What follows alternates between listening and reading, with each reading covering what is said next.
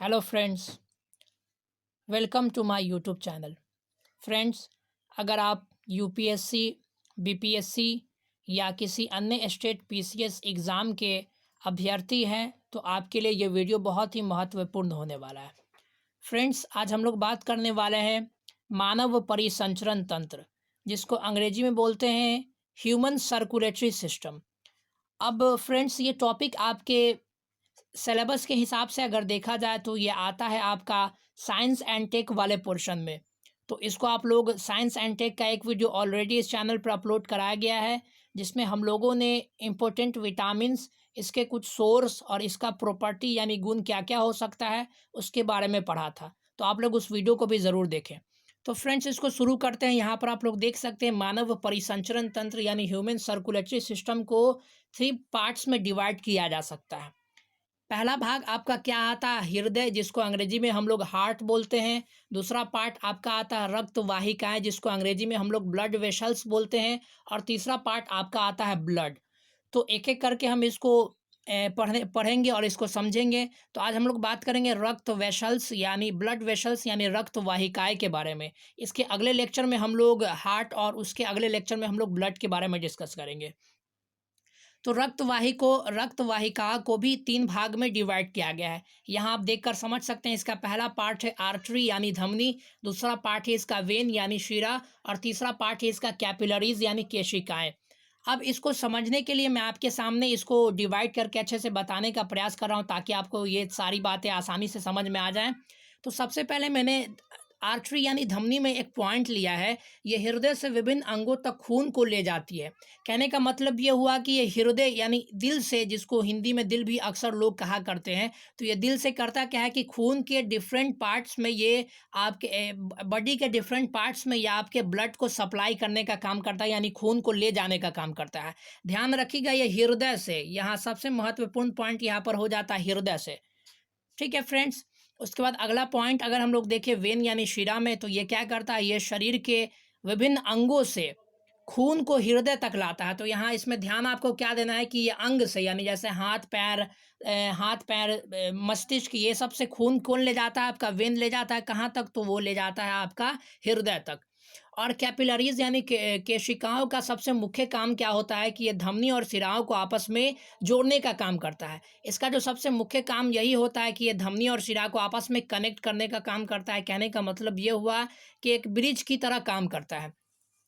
अब अगर हम लोग धमनी के अगर दूसरे पॉइंट को अगर देखें समझें, तो यहाँ पर दूसरा पॉइंट मैंने लिया है कि इसकी दीवारें मोटी होती हैं। जैसा कि मैंने आप लोगों के समझने के लिए एक फिगर भी ऑलरेडी यहाँ बना रखा है, जिसको आप लोग देखें। इसकी दीवार क्या है, ये अपेक्षाकृत वेन यानी शिरा से क्या है, ये मोटा होता है। तो यहाँ आप लोग देखकर इसको फिगर के देखिए, दोनों में अगर आप कंपेरिजन करेंगे तो ये आपको थोड़ा मोटा दिखेगा, ये आपको थोड़ा पतला दिखेगा। ठीक है फ्रेंड्स। अगला इसका पॉइंट है वेन का, वही सेम सिमिलर पॉइंट जो मैंने फिगर के माध्यम से आप लोगों को समझाने का प्रयास किया है कि इसकी दीवारें पतली होती हैं। देख सकते हैं दोनों में आप लोग कंपैरिजन करके। उसके बाद देखें यहाँ पर इसमें कपाट नहीं होता है। कपाट कहने का मतलब ये हुआ कि ये फर्दरी जो है सो आपस में ये अंदर से ये डिवाइड नहीं होता। जैसा कि आप लोग यहाँ देख सकते हैं सीरा में क्या है, ये यहाँ पर मैंने पॉइंट लिया है कि इसमें कपाट होती है, और इसमें आप लोग देख सकते हैं इसके अंदर किसी भी तरीके का कोई भी स्ट्रक्चर नहीं है। तो इससे पता चल रहा है कि इसमें किसी भी तरीके का कोई भी कपाट नहीं होता है। और अगला अगर बात किया जाए तो अगर धमनी में हम लोग बात करें तो यह शुद्ध रक्त को लाने ले जाने का काम करती है। जैसा कि मैंने आपको सबसे वेरी फर्स्ट पॉइंट में बताया था कि ये हृदय से विभिन्न अंगों तक खून को ले जाती है। तो ध्यान रखिएगा कि हृदय यानी दिल जो होता है हमारे बॉडी का पंपिंग स्टेशन होता है, यानी ये ब्लड को पंप करने का काम करता है और इम्प्योर ब्लड को प्योर ब्लड में कन्वर्ट करता है। तो यहाँ से आपका एक तरीके से जो है सो आप समझ सकते हैं कि ये हृदय से विभिन्न अंगों तक खून को ले जाती है।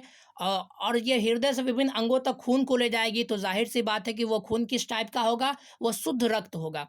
अब आपके मन में ये सवाल आएगा कि शुद्ध रक्त हम लोग किसको बोलेंगे? तो शुद्ध रक्त वैसे रक्त को बोलते हैं जिसमें क्या होता है, ऑक्सीजन अवेलेबल होता है। यानी कहने का मतलब हुआ वैसा ब्लड जो ऑक्सीजन को कैरी करने का काम करता है, that is called the pure blood. ठीक है फ्रेंड्स।